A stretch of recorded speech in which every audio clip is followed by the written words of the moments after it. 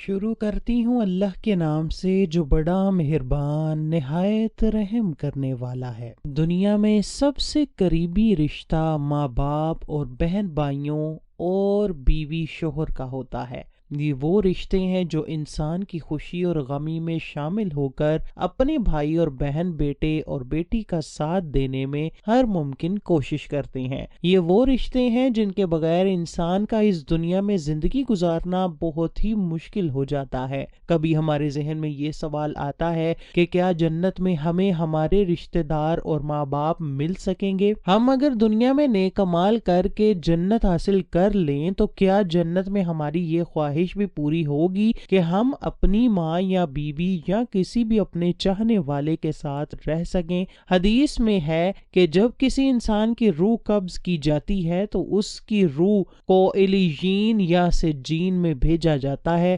علیین نیک روحوں کا مقام ہے، وہاں تمام روحیں اس روح سے ملاقات کرتی ہیں جس بندے کی روح کو علیین میں بھیجا جاتا ہے۔ تو اس کی روح سے ملنے کے لیے تمام رشتہ داروں کی روح اس روح سے ایسے ملتی ہیں جیسے کہ وہ کئی صدیوں سے کوئی بچھڑا ہوا انسان ملتا ہے۔ اللہ تعالیٰ فرماتا ہے کہ اے میرے بندو، آج تم پر نہ کوئی خوف طاری ہوگا اور نہ تم غمگین ہوگے۔ میرے وہ بندے جو ہماری آیتوں پر ایمان لائے ہیں، تم بھی اور تمہاری بیویاں بھی خوشی سے چمکتے چہروں کے ساتھ جنت میں داخل ہو جاؤ۔ ان کے آگے سونے کے پیالے اور گلاس گردش میں لائے جائیں گے اور جنت میں ہر وہ چیز ہوگی جس کی ان کے دلوں میں خواہش ہوگی اور جس سے آنکھوں کو لذت حاصل ہوگی۔ ان سے کہا جائے گا کہ اس جنت میں تم ہمیشہ رہو گے۔ ان آیات سے ظاہر ہوتا ہے کہ جو مرد حضرات جنتی ہوں گے ان کی بیویاں بھی ان کے ساتھ ہی جنت میں داخل کی جائیں گی۔ ان کی شرط یہ ہے کہ ان کی بیویاں بھی نیکوکار اور پرہیزگار ہوں۔ حضرت ابو ہریرہ رضی اللہ تعالی عنہ سے روایت ہے کہ رسول کریم صلی اللہ علیہ وآلہ وسلم نے ارشاد فرمایا کہ جس وقت کوئی مومن بندہ مرنے کے قریب ہوتا ہے تو رحمت کے فرشتے سفید ریشمی کپڑا لے کر آتے ہیں اور روح سے کہتے ہیں کہ نکل جاؤ، تو اللہ سے رضا مند ہے اور اللہ تعالیٰ تجھ سے رضا مند ہے۔ اللہ تعالیٰ کی رحمت کی جانب اور اس کے رزق کی جانب اور اپنے پروردگار کی جانب جو کہ غضبناک نہیں ہے۔ پھر وہ روح اس طرح معطر حالت میں نکل جاتی ہے جس طریقہ سے عمدہ خوشبودار مشک اور فرشتے ہاتھ در ہاتھ اسے اٹھاتے ہوئے آسمان کے دروازے پر لے جاتے ہیں تو آسمان والے فرشتے کہتے ہیں کیا عمدہ خوشبو ہے جو کہ زمین سے آئی ہے۔ پھر اس کو اہل ایمان کی ارواح کے پاس لاتے ہیں تو وہ ارواح خوش ہوتی ہیں اس سے زیادہ جو کہ تم کو کسی بچھڑے ہوئے شخص کی آمد سے ہوتی ہے۔ پھر وہ پہلے سے موجود مومنین اس آنے والے سے دریافت کرتے ہیں کہ فلاں آدمی نے کیا کیا اور فلاں آدمی کا کیا ہوا، یعنی جس شخص کو وہ لوگ دنیا میں چھوڑ کر گئے تھے اب وہ کس طرح کے کام میں مشغول ہیں۔ پھر خود ہی ان میں سے چند ارواح کہتی ہیں ابھی ٹھہر جاؤ، اس کو چھوڑ دو، یہ دنیا کے غم میں مبتلا تھا۔ یہ روح کہتی ہے کیا وہ شخص تم لوگوں کے پاس نہیں پہنچا، وہ تو مر چکا تھا۔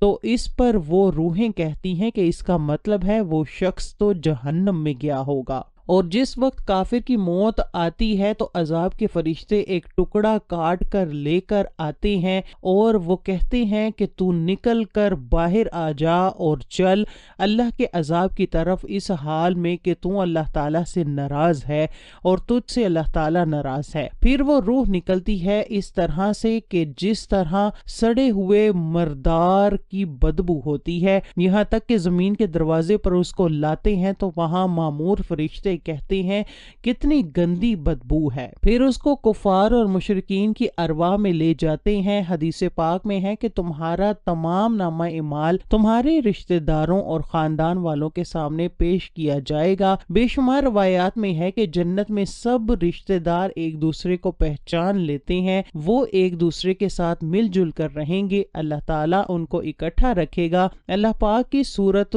तूर की आयत नंबर 21 में इरशाद होता है, और जो लोग ईमान लाए और उनकी औलाद ने भी ईमान में उनकी पैरवी की तो उनकी औलाद को हम इन्हीं के साथ शामिल कर देंगे और उनके अमल में से किसी चीज की कमी नहीं करेंगे। इब्ने अब्बास फरमाते हैं कि बेशक खुदा मोमिन को सुकून देने के लिए अल्लाह ताला उनकी औलाद को उनके असल मकाम से कई गुना बेहतर मकाम तक पहुंचा देता है। असल में उनकी औलाद इस दर्जे तक ना पहुंच सकी हो। आप सल्लल्लाहु अलैहि वसल्लम ने आयत की तलावत फरमाई जिसका तर्जुमा कुछ यूं है, और जो लोग ईमान लाए हैं और उनकी औलाद ने भी ईमान में उनकी पैरवी की, इससे ये पता चलता है कि जन्नत में मोमिनों की मर्जी के मुताबिक उनकी औलाद को भी उनके साथ ही रखा जाएगा। ये वही लोग होंगे जिन्होंने दुनिया में रहते हुए अच्छे और नेक अमाल किए होंगे। अगर उन्होंने गुनाह किए भी होंगे लेकिन उन्होंने दुनिया में ही अल्लाह ताला से सच्चे और पक्के ईमान के साथ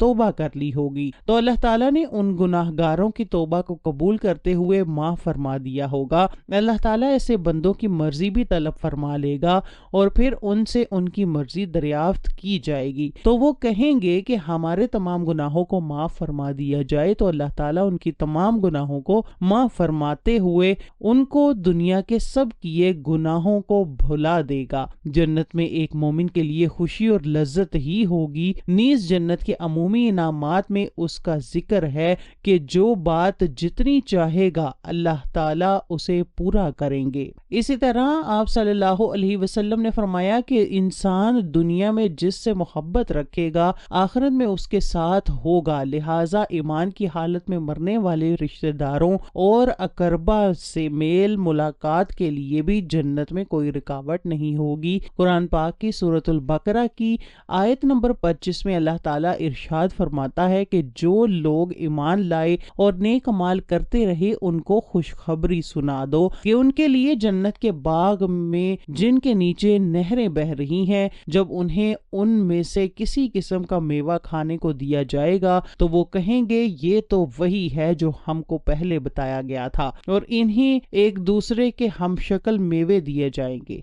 और वहां उनके लिए पाक बीवियां होंगी और वो बहिश्तों में हमेशा रहेंगे। नबी करीम का फरमान है कि मोमिन को जब जन्नत में दाखिल किया जाएगा, जब वो किसी भी रिश्तेदार को मिलने की ख्वाहिश रखेगा तो उस जन्नती का बिस्तर उस जन्नती को उसके जन्नत में दूसरे रिश्तेदार के पास लेकर चला जाएगा। वो दोनों ही जन्नती रिश्तेदार एक दूसरे से बातों में इस कदर मशगूल हो जाएंगे, वो एक दूसरे को ये बातें कहेंगे कि हमने अल्लाह ताला से सच्चे दिल से तौबा की थी और अल्लाह ताला ने हमारी फलां दिन और फलां मकाम पर बख्शिश फरमाई थी। अल्लाह ताला से दुआ है कि अल्लाह ताला हम सबको नेक काम करने की तौफीक अता फरमाए।